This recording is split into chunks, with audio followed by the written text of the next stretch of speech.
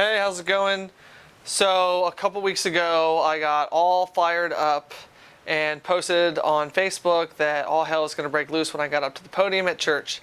And I had a lot of comments of people asking me, so what was all the hubbub about and how did it go? Life has been pretty busy. I've worked 93 hours each of the last 2 weeks, and so I finally am taking a break today to talk about what I talked about a couple weeks ago. Basically, two big events in my life happened pretty close to each other, and so I bore my testimony in church about how they're connected. One was going to see Man of Steel. That was a pretty amazing movie, and in the movie, Superman basically he gets to a point in his life where he realizes that he's different and that he can do more and that he is more and that he can be more. And so he kind of dons the suit, as you would say, and kind of lets the whole world know that he's special and he's there to help. So in our church, we look alike, right? If you look at the Church of Jesus Christ of Latter-day Saints in America, it's full of white people who are married with 3 or 4 or 5 or 6 kids. And for the vast majority of wards, that's the geographical units that the church is set up into. That's what people look like, right? And so I kind of looked like everybody else looked. And there are other groups that are not white and married with 3 or 4 or 5 or 6 kids who are single, or they're black, they're not white, or they're married and they have no children. Oh boy, isn't that a fun one, right? I've got friends that are married with no kids, and they get constantly asked, oh, when are you having kids? Where are the kids at? Why don't you have any kids? And I have single friends that they're either they're divorced, or they never were married. They just have children, and it's hard. It's really, really hard to be not the kind of what everybody else is in the church. And I care a lot, but like I said, I pretty much look like everybody else. And so I kept thinking, like, what could I do to let people know that just because I look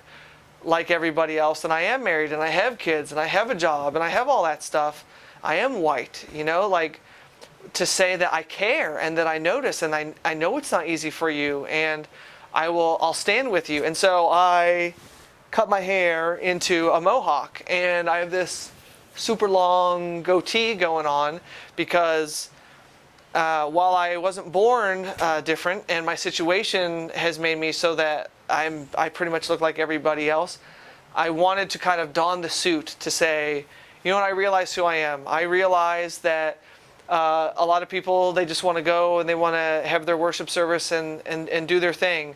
And it's very personal for them. Me, I'm more of a communal guy. I go to talk to people. I want to ask you questions and learn from you. And, if you're the more different than you are from me, the more questions I want to ask. And I know I'm sure some of my friends feel like I interrogate them, and I apologize if you feel interrogated. But I have to know how to understand, how to be better. And so I got fired up, and I pretty much said, if we're going to claim to be the Church of Jesus Christ, right, that's the claim, right, that we are the Church of Jesus Christ, well, maybe we should act like it. Because I had a friend who's black who just didn't feel comfortable going to our church.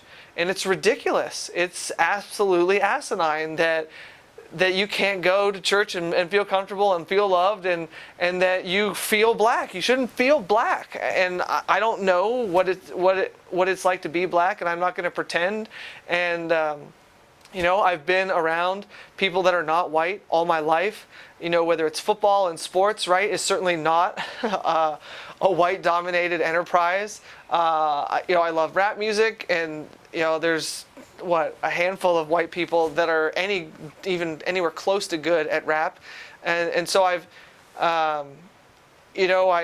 went to a school in California where it was pretty much all Korean or Tongan or Samoan, right? Where there wasn't a whole lot of white people that were going there. It was a huge Korean population, and so like my whole life I've been around in situations and lived in places, my high school, it's like 50-50, black and white.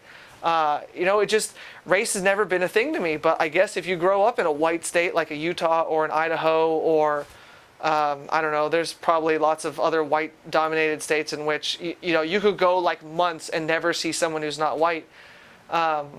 So I don't know what it's like to look different, I guess, other than I cut this mohawk into my hair to let people know that, maybe like if I can draw attention off, so that people can be like, well, what's that guy doing with the mohawk at church? Who does he think he is? Why is his goatee out of control? Why is he's got a Brigham Young goatee and a Mr. T, and I don't know, whatever I can do. So that's basically the gist of it is, I got a lot of friends that are either single with kids, married without kids, they're not white, and they're having a hard time. And my friend told me that he was not going to go to church anymore because a bunch of stupid racist white people just couldn't grow up and maybe learn a life lesson and maybe move on and maybe learn how to, accept, maybe even embrace people that are not like you. That I got up in church and said, I don't care what you think your idea of what a Mormon looks like is, but I just ruined it.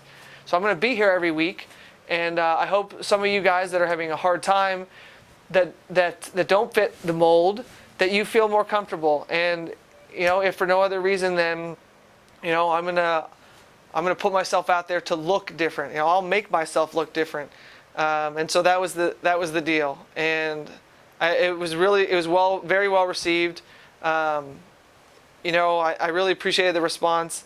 Heck, I've appreciated. I forget that I look like this because, if you know me, I look different all the time. So that's my goal, right? I'm the one man that proves that any man can be a Mormon. So. All right, thanks everybody for your support and all the well wishes. That was pretty awesome support just from you guys on Facebook. All right, enjoy your Sabbath day.